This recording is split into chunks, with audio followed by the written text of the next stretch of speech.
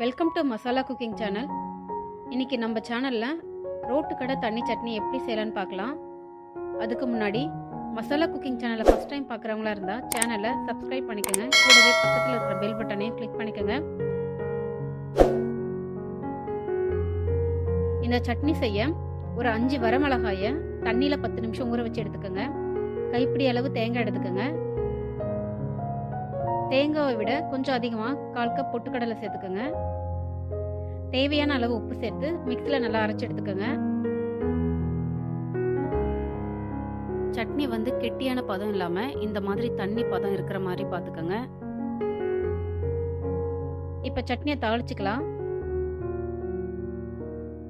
பேனில் 1 table spoon அளவுக்கு நல்லெண்ணெய் எடுத்துக்கோங்க.